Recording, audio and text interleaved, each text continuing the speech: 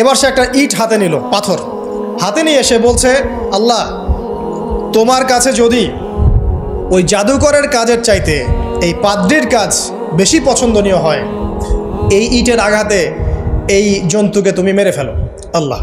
এ বলেছে বিসমিল্লাহ বলে পাথর নিক্ষেপ করলো, নিক্ষেপ করার সাথে সাথেই জন্তু ডেড। তখন তার আইন আল ইয়াকিন, হাক্কুল ইয়াকিন হয়ে গেল যে হ্যাঁ, আল্লাহর কাছে এই পাদ্রির আমলই সবচেয়ে বেশি পছন্দনীয়। তার আর মনে কোনো সংশয় থাকলো না। কিশোর মানুষ না, কতটুকুই বা বোঝেন নাই। এবার তার মধ্যে একটা ইয়াকিন চলে আসলো এবং সে পরিপূর্ণ মুমিন মুসলিম হয়ে গেল। এবার যখন সে রাজ দরবারে যায়, তার কাছে পেশেন্ট আসে, মানে একজন মানুষ এসেছে, সে বলছে যে আমার চোখে সমস্যা। সে চোখে হাত দেয়, হাত দিয়ে বলে যে আপনি আল্লাহর প্রতি ঈমান নিয়ে আসেন, আমি আল্লাহর কাছে দোয়া করব, চোখ ভালো হয়ে যাবে। এভাবে পেশেন্ট আসে, সে বলে আল্লাহর প্রতি ঈমান নিয়ে আসেন, আমি দোয়া করব, ভালো হয়ে যাবে। এভাবে আস্তে আস্তে তার নাম এবং খ্যাতি ছড়িয়ে পড়তে লাগলো। যেই তার কাছে আসে সে বলে আগে মুসলিম হন, ইমানদার হন, আল্লাহর প্রতি বিশ্বাস করেন, আমি দোয়া করব, ভালো হয়ে যাবে।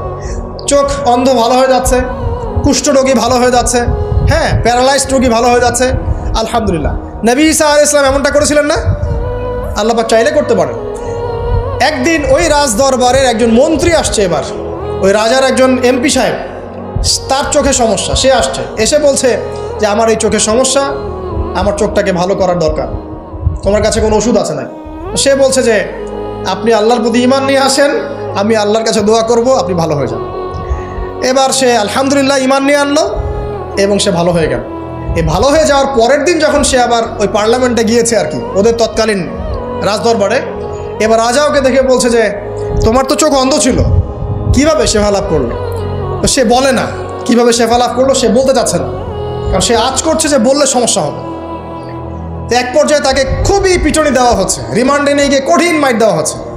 এক পর্যায়ে সে মারের যন্ত্রণা সহ্য করতে না পারে বলে ফেললো যে ওই বাচ্চা, তার কাছে গিয়ে আমি আরোগ্য লাভ করেছি এবং সে আমাকে বলেছে যে তার রবের প্রতি ঈমান নিয়ে আসতে, তাহলে আমি শেফা লাভ করব। এই বাচ্চা এখন বলছে ফেরাউনের মতো যে আয়না রব্বুকুমুল আ'লা, আমি তো তোমাদের রব।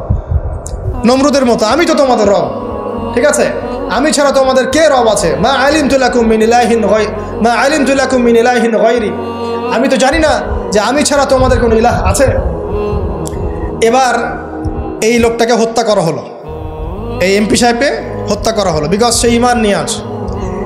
এবার সেই বালককে ডেকে আনা হচ্ছে, বলা হচ্ছে বলো তুমি নাকি তোমার রবের নাম দিয়ে মানুষের ট্রিটমেন্ট করা শুরু করেছো। তখন সেই বালক বলছে হ্যাঁ, আমি এক আল্লাহর প্রতি বিশ্বাস করি এবং তার রাসূলের প্রতি বিশ্বাস করি, তার প্রেরিত আসমানি কিতাবে বিশ্বাস করি।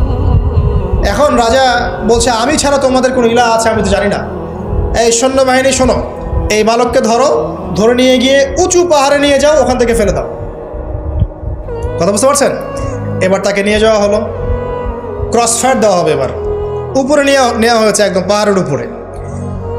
এবার ওই বালক উপরে উঠে একটা দোয়া করছে, এই দোয়াটা সবাই শিখে নেন।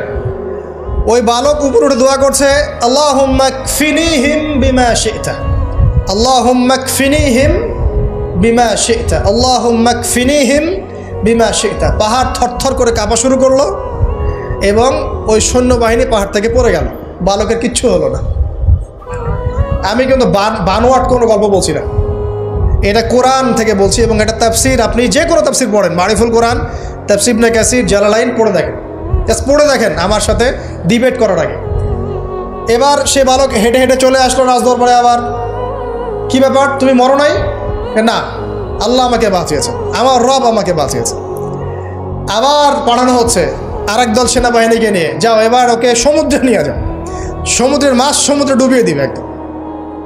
আবার সে ওখানে গিয়ে বলল আল্লাহুম্মা কফিনিহিম বিমা শি'তা, হে আল্লাহ, অর্থ হচ্ছে হে আল্লাহ, আমার বিপক্ষে যারা আছে আপনি যা দিয়ে ইচ্ছা ওদের বিরুদ্ধে আমাকে সাহায্য করেন।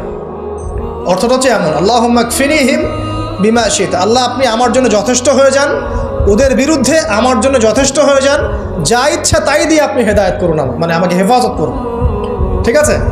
আল্লাহুম্মা কফিনিহিম বিমা শি'তা, ছোট্ট দোয়া। এবার ওই সমুদ্র উত্তাল হওয়া শুরু করলো এবং ওরা জাহাজ থেকে পড়ে গেল। এই বাচ্চা সেফলি আবার চলে আসলো রাজদরবারে। বিশ্বাস করছেন না? চলে আসলো।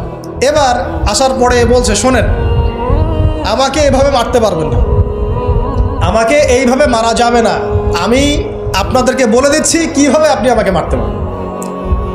তো বাচ্চা বলছে, কিভাবে মারতে পারবো বলো।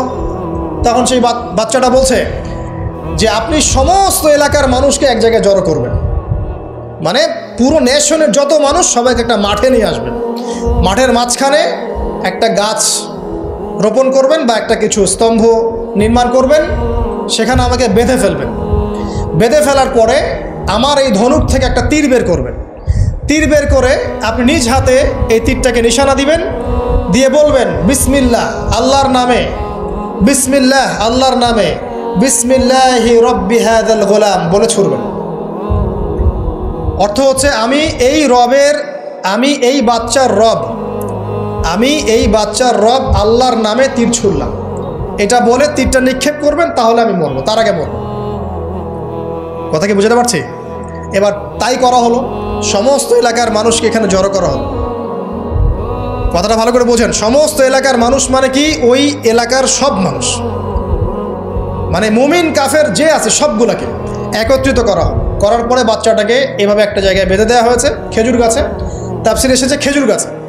এবার সে এখান থেকে তীর বের করে, বাচ্চা বলছে বিসমিল্লাহি রব্বি হাযাল গোলাম, নিক্ষেপ করলো। তীরটা ঠিক, আল্লাহ পাকের দৃষ্টি দেখেন এত সূক্ষ্ম, ওইটাই বর্ণনা করেছেন। তীরটা ঠিক বাচ্চার এই জায়গায় লেগেছে, এই যে মাথার এইখান থেকে লেগে এদিকে বের হয়ে গেছে। হ্যাঁ, কি বুঝি না?